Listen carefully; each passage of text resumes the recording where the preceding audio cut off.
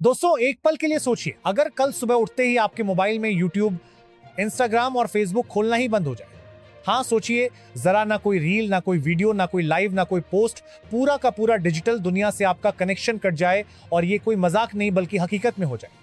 भारत सरकार ने अमेरिका को ऐसा झटका है कि जीत से बात का दो तक करना, कोई पता ना पढ़ना कर, काम करते कि दो रा पर ना कर और मांगलिक करना क्या करा पढ़ना देने का प्लान बना लिया है कि इन तीनों ऐप्स पर ताला लग सकता है। और ये खबर वॉशिंगटन के गलियारों से लेकर दिल्ली तक हलचल मचा चुकी है। सवाल यह है कि यह फैसला आखिर क्यों लिया जा रहा है, किसने इसके पीछे मास्टर प्लान बनाया है, और सबसे बड़ी बात, अगर यह हो गया तो आपके फोन में क्या बचेगा। दोस्तों आज की ये कहानी आपको शुरुआत से अंत तक हिलाकर रख देगी। तो बैठ जाइए, क्योंकि जो मैं अब आपको बताने वाला हूं वो सिर्फ एक खबर नहीं बल्कि एक डिजिटल युद्ध का ऐलान है। और इस युद्ध में अगली चाल ऐसी होगी कि अमेरिका भी दांतों तले उंगली दबा लेगा। साथियों पूरी खबर क्या है आपको विस्तार से बताते हैं। साथियों मैंने आपसे कभी नहीं कहा कि मेरे चैनल को सब्सक्राइब करें, क्योंकि मुझे लगता है कि यदि बात में दम हो तो लोग खुद ही लाइक सब्सक्राइब करते हैं। लेकिन अब भारत के युवा शायद थोड़ा बहन चुके हैं। बिना कपड़ों के नाचती हुई लड़कियों को तो बहुत लाइक सब्सक्राइब करते हैं, लेकिन देशभक्ति की वीडियो को नहीं। मैं सिर्फ इतना कहना चाहूंगा कि हो सके तो इस वीडियो को लाइक करके चैनल को सब्सक्राइब जरूर कर लीजिए। आगे आपकी मर्जी। चलिए खबर पर लौटते हैं। तो दोस्तों कहते हैं ना कि अगर पलटवार करना हो या फिर किसी चतुराई से यूटर्न लेना हो तो पहले दुनिया अमेरिका को देखती थी, उसके तरीके को अपनाती थी, उसकी रणनीतियों को बाइबल मानती थी।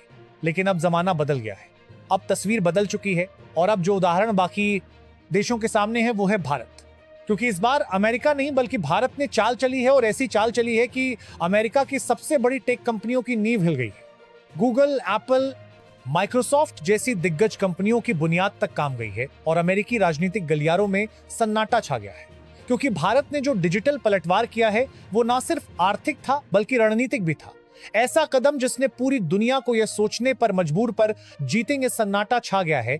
इसी कर दिया कि अब अमेरिका नहीं भारत है वो देश जो नियम बना भी सकता है, लागू भी करवा सकता है और उनका पालन ना करने वालों को घाटा भी दिखा सकता है। दरअसल पूरा मामला शुरू होता है अमेरिका के पूर्व राष्ट्रपति डोनाल्ड ट्रंप की उस कड़वी और अपमानजनक टिप्पणी से, जिसमें उन्होंने गुस्से में आकर यह तक कह दिया कि अब भारतीय लोगों को उनकी टेक कंपनियों में नौकरी नहीं दी जानी चाहिए। इसके बाद बाई प्रदेश के ट्रंप का साफ संकेत था कि गूगल, माइक्रोसॉफ्ट, एप्पल जैसी हाईटेक कंपनियों से भारतीय इंजीनियरों और प्रोफेशनलों को बाहर निकाल दिया जाए। कारण उनका कहना था कि भारत हमारे देश से पैसा भी कमाता है और हमारी नौकरियां भी छीनता है और हमारी कंपनियों पर कब्जा कर रहा है। यानी ट्रंप सीधे तौर पर भारत को दोष दे रहे थे अपनी अंदरूनी बेरोजगारी की समस्या का, और भारतीयों को बाहर का रास्ता दिखाने की धमकी दे रहे थे। लेकिन दोस्तों भारत ने इस बार जवाब बहुत ही अलग और ठोस अंदाज में दिया। अब देखिए, पहले अगर इस तरह की धमकी आती थी तो भारत केवल कूटनीतिक बयान जारी करता, संयम बरतता और किसी आर्थिक प्रतिक्रिया से बचता। लेकिन इस बार भारत ने बातों से नहीं बल्कि आंकड़ों से, कानून से और पॉलिसी से जवाब दिया, और ऐसा जवाब दिया कि अमेरिका तक की सांसें अटक गई। भारत ने तुरंत डिजिटल टैक्स की समीक्षा दोबारा शुरू कर दी और अमेरिका के साथ चल रही टैक्स एग्रीमेंट्स की बातचीत को ठंडे बस्ते में डाल दिया। यानी अब भारत ने यहां स्पष्ट कर दिया है कि अगर अमेरिका भारत के इंजीनियरों और टैलेंट को नौकरी से बाहर करेगा तो भारत भी अब उसकी अरबों डॉलर की कमाई पर टैक्स का शिकंजा कसेगा। और ये कोई धमकी नहीं थी, ये एक लागू की गई नीति थी जो पहले भी भारत लागू कर चुका था, लेकिन अब उसे और सख्ती से आगे बढ़ाया जा रहा है। असल में भारत ने 2020 में ही एक क्रांतिकारी कदम उठाया था। डिजिटल इक्वलाइजेशन लेवी यानी डिजिटल टैक्स लागू करके भारत ने यह दिखा दिया था कि जो विदेशी कंपनियां भारत में सिर्फ डिजिटल माध्यम से पैसा कमा रही हैं, उन्हें भी टैक्स देना होगा। ये टैक्स दो स्तरों पर लगाया गया। एक 6% का टैक्स उन कंपनियों पर जो भारत में ऑनलाइन विज्ञापन सेवाएं देती हैं, और दूसरा 2% का टैक्स उन्हीं ई कॉमर्स कंपनियों पर जो भारत में डिजिटल सामान कल पर देता है और या सेवाएं बेचती है। यह एक ऐतिहासिक कदम था, क्योंकि इससे पहले विदेशी कंपनियां भारत से अरबों की कमाई करती थी, लेकिन टैक्स के नाम पर वह बहाना बना देती थी कि उनका भारत में कोई स्थायी कार्यालय नहीं है, इसलिए टैक्स देने की जरूरत नहीं।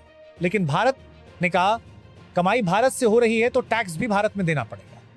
अब जब ट्रंप ने हाल ही में भारतीय इंजीनियरों को अमेरिका से बाहर निकालने की धमकी दी तो भारत ने भी चुपचाप नहीं बैठा, बल्कि उसी डिजिटल टैक्स को और आक्रामक तरीके से लागू करने के संकेत दे दिए।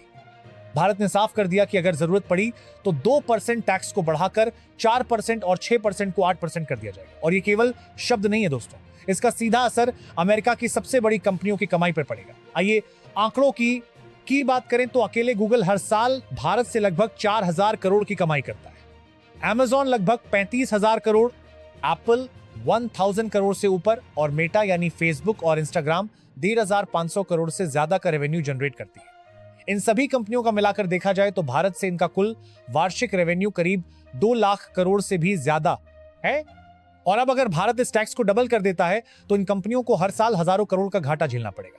अब आप सोचिए कि भारत स्थिति को सिर्फ भावनात्मक स्तर पर नहीं बल्कि आर्थिक और रणनीतिक स्तर पर कैसे हैंडल कर रहा है। पहले अमेरिका ये मानकर चलता था कि भारत जैसे देश सिर्फ टेक्नोलॉजी खरीदने वाले होते हैं, नियम मानने वाले होते हैं, लेकिन अब भारत खुद नियम बना रहा है और अमेरिका जैसी ताकतों को मजबूर कर रहा है कि वो उन नियमों को माने और यही बात अब अमेरिकी संसद में चर्चा का विषय बन चुकी है।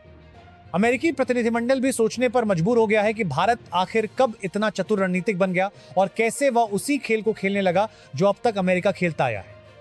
आपको जानकर यह भी हैरानी होगी कि जब भारत ने यह टैक्स लागू किया तो अमेरिका ने तुरंत WTO यानी वर्ल्ड ट्रेड ऑर्गेनाइजेशन में शिकायत कर दी।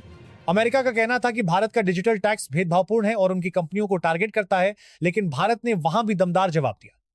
भारत ने कहा कि यह टैक्स किसी जस्तान की कोई बारक का मामला बोली दमदार जवाबता है, बड़ा तो संबंध की जानकारी कारिंग के ताकुत करने के लिए हर्ष है।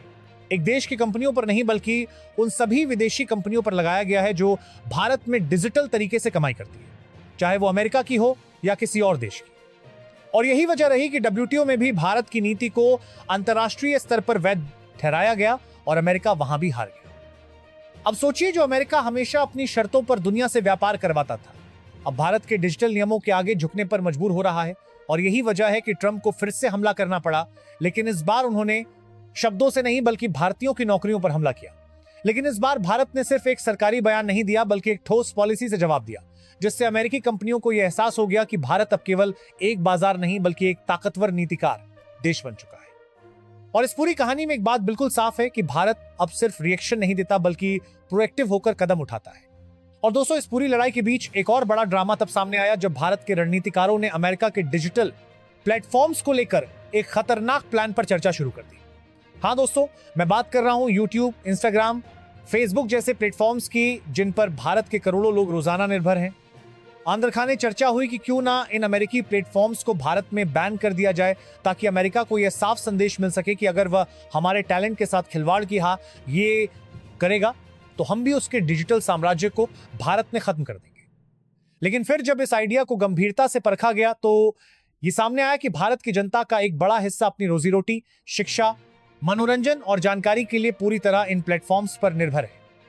अचानक इन्हें बंद करने का मतलब होता करोड़ों भारतीयों के जीवन और रोजगार पर चोट करना, और भारत अपने ही लोगों को नुकसान पहुंचाने वाला कदम नहीं उठा सकता था। इसलिए इस प्लान को यहीं रोक दिया गया। लेकिन दोस्तों, यहीं पर मोदी सरकार ने एक और चाल चली, एक ऐसी चाल जो अमेरिका को सोचने पर मजबूर कर दे। भारत ने सोचा कि हम इन प्लेटफॉर्म्स पर हमेशा निर्भर क्यों रहे, क्यों ना हम अपना खुद का राष्ट्रीय डिजिटल इकोसिस्टम बनाएं। एक ऐसा सोशल मीडिया और वीडियो प्लेटफॉर्म जो भारतीय हो, भारतीय कानूनों के तहत चले और जिसे कोई बाहरी ताकत बंद ना कर सके। अंदर ही अंदर इस दिशा में काम शुरू हुआ। प्लान यह है कि भारत धीरे धीरे अपना खुद का ऐप लॉन्च करेगा जो यूट्यूब, इंस्टाग्राम, फेसबुक का विकल्प होगा, ताकि देश अमेरिकी प्लेटफॉर्म्स पर निर्भर ना रहे और अमेरिका को यह संदेश भी जाए कि भारत अब डिजिटल गुलामी खत्म करने के रास्ते पर है। और दोस्तों, असली मास्टर स्ट्रोक तो यह है कि मोदी जी ने इस पूरे डिजिटल आत्मनिर्भरता मिशन को एक लंबी रणनीति के तहत रखा है, ताकि अमेरिका को अंदाजा भी ना हो कि भारत कब और कैसे उसके डिजिटल पकड़ को तोड़ देगा। ये चाल इतनी गहरी है कि सही समय आने पर इसका असर अमेरिकी डिजिटल साम्राज्य को हिलाकर रख देगा। और शायद यही वजह है कि अब वॉशिंगटन में भी चर्चा होने लगी है कि भारत सिर्फ व्यापारिक लड़ाई नहीं लड़ रहा, बल्कि वो डिजिटल दुनिया में भी अपनी संप्रभुता स्थापित करने की जंग लड़ रहा है। और दोस्तों, ये कोई छोटी बात नहीं है, क्योंकि डिजिटल युग में डाटा ही नई दौलत है और जो डाटा पर कंट्रोल करेगा वही असली ताकतवर होगा। और भारत यह समझ चुका है कि अगर डाटा भारत का है तो उस पर कंट्रोल भी भारत का होना चाहिए। और इसीलिए अब मोदी सरकार की अगली चाल सबको हिला देगी, क्योंकि जब भारत अपना खुद का डिजिटल प्लेटफॉर्म लॉन्च करेगा तो ना सिर्फ अमेरिका की अरबों डॉलर की कमाई खत्म होगी, बल्कि दुनिया के बाकी देश भी भारत के मॉडल को अपनाना शुरू कर देंगे। और यही वह पल होगा जब भारत न सिर्फ आर्थिक मोर्चे पर बल्कि डिजिटल दुनिया में भी सुपर पावर की कुर्सी पर बैठ जाएगा। तो दोस्तों क्या रहेगा दोनों को सोचिए, क्या यह सही समय नहीं है कि भारत अमेरिकी टेक कंपनियों को साफ संदेश दे कि अब हम उनके भरोसे नहीं है? क्या आपको नहीं लगता कि भारत को अपना डिजिटल इकोसिस्टम जल्द से जल्द आना चाहिए ताकि हमें किसी बाहरी ताकत के आगे झुकना ना पड़े? अपनी राय कमेंट में जरूर लिखें, और अगर आप भी मानते हैं कि भारत को इस डिजिटल जंग में जीतना ही होगा, कमेंट में गर्व से लिखें। जय हिंद, जय भारत। क्योंकि दोस्तों अब वक्त आ गया है कि दुनिया को दिखा दिया जाए कि भारत अब किसी का मोहरा नहीं बल्कि खुद खेल का मास्टर है। तो इस वीडियो को शेयर करें ताकि सच्चाई हर भारतीय तक पहुंचे। और हां, अगर आप चाहते हैं कि हम ऐसे ही रिसर्च बेस्ड और हकीकत उजागर करने वाले वीडियो आपके लिए लाते रहे तो चैनल को सब्सक्राइब करें, बेल आइकन दबाएं